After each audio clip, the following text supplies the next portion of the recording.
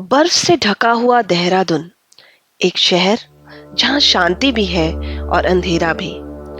वहां एक मैंशन के अंदर एक ऐसे परिवार की कहानी जिसमें हर मुस्कान के पीछे छुपा था एक राज। और एक रात बर्फ के बीच होता है एक खूनी खेल जहां सिर्फ 13 लोग हैं और एक कातिल। जहांगीर दिनशॉ एक बुजुर्ग और नामचीन बिजनेसमैन है। उसका एम्पायर अब 700 करोड़ का हो चुका था, लेकिन उसकी आंखों में डर था। डर कि उसके अपने ही उसके दुश्मन बन चुके हैं। तो वो बुलाता है अपने पुराने दोस्त बेजन कॉन्ट्रैक्टर को और बेजन की बेटी शहनाज को भी। शहनाज एक क्राइम जर्नलिस्ट है। मुंबई की हसल लाइफ छोड़कर ये सोच के आई थी कि शायद यहाँ पीस मिलेगा, पर उसे क्या पता था ये ट्रिप उसकी जिंदगी की सबसे बड़ी कहानी बन जाएगी। दिनशॉ मेंशन के अंदर कुछ 13 लोग हैं। जहांगीर के अपने रुस्तम, उसका बेटा जिसका बिजनेस कुछ अच्छा नहीं चल रहा। परसीज, उसकी बीवी जो ऊपर से तो दिखने में शांत दिखती है। महनाज जहांगीर की बेटी है। बचपन में किसी बात को लेकर हर्ट हुई थी और अभी भी दिल में गुस्सा दबाकर बैठी है। जोया, जहांगीर की पोती, रिबेल है और उसका एक सीक्रेट लव अफेयर चल रहा है। साइरस, वो आउटसाइडर है और जोया का सीक्रेट फियांसे है, लेकिन फैमिली को इस अफेयर के बारे में कुछ नहीं पता है। नारायण पुराने जमाने का नौकर है और मालिक का बहुत वफादार है। शहनाज हर एक चेहरे को देखकर समझ गई थी ये सिर्फ परिवार नहीं, ये एक सस्पेक्ट्स का ग्रुप है। उस रात देहरादून में भारी बर्फबारी होती है। भयानक तूफान आता है। फोन डेड हो जाते हैं, रोड्स ब्लॉक हो जाते हैं। मैंशन में कोई अंदर नहीं आ सकता और ना बाहर जा सकता है। रात में जहांगीर बेजन से कहता है, मुझे शक है, मुझे मेरे अपने बर्बाद करना चाहते हैं। वो अपनी विल बदलना चाहता है। अगले दिन सुबह डॉक्यूमेंट साइन करने का वादा करता है, लेकिन सुबह का दिन लेकर आता है एक लाश। सुबह सुबह जहांगीर की लाश मिलती है अपने स्टडी में। वो कुर्सी पर मरा हुआ था। सिर पर पेपर वेट का घाव था, खून का पूल, और सबसे अजीब बात, रूम अंदर से लॉक था। खिड़की पर बर्फ जमी हुई थी। तो कातिल आया कैसे और गया कैसे? उस रूम को देखकर ऐसा बिल्कुल नहीं लग रहा था कि यहाँ कोई आ सकता है। शहनाज समझ जाती है ये एक मर्डर है और किलर भी यहीं कहीं इस मेंशन के अंदर रह रहा है। शहनाज इन्वेस्टिगेशन शुरू करती है। वो हर एक सस्पेक्ट से बात करती है, नोट्स लेती है, टाइमलाइंस बनाती है और मैप्स ड्रॉ करती है। सब एक चेहरे पर दर्द भी है और शौक भी, लेकिन हर कोई कुछ ना कुछ छुपा रहा है। रुस्तम कंपनी की कंट्रोल चाहता था और उसका फाइनेंशियल सिचुएशन बहुत बुरा चल रहा था। परसीज, जहांगीर उसके एक पुराने अफेयर के बारे में जानता था। महनाज, उसने सुन रखा था कि नए विल में उसका नाम नहीं होने वाला है। Zoya and Cyrus secretly engaged और उन्हें पैसों की जरूरत थी। नारायण सब कुछ जानता है पर हर सवाल पर चुप था।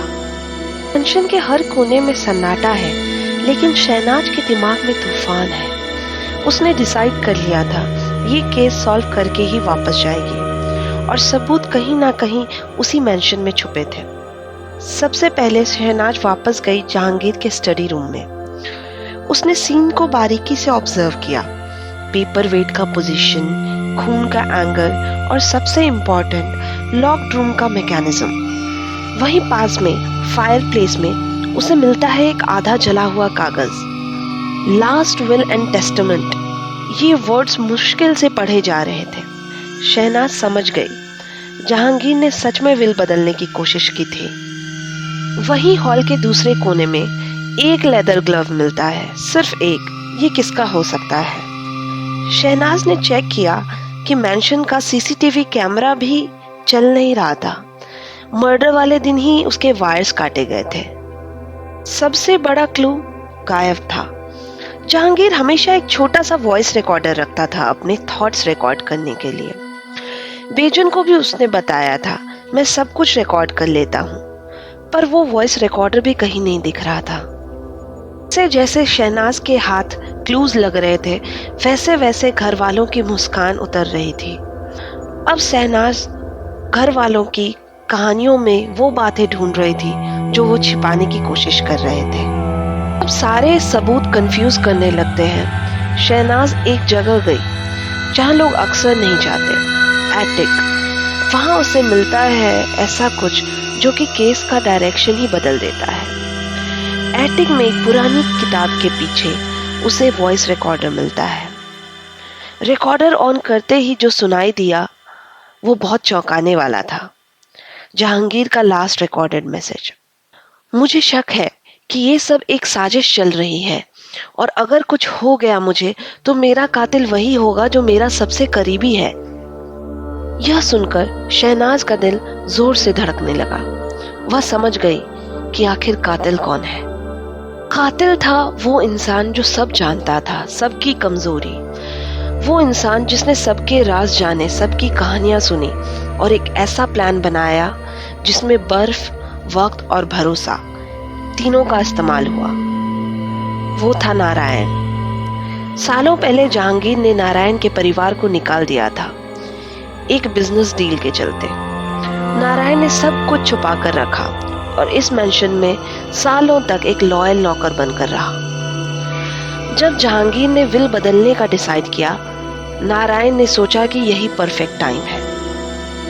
उसने वॉइस रिकॉर्डर छुपाया, सीसीटीवी डिसेबल किया, स्टडी रूम के सीक्रेट पैंट्री डोर से अंदर गया, जहांगीर को मारा और फिर डोर अंदर से लॉक करके छुप गया। सबको लगा रूम लॉक्ड है।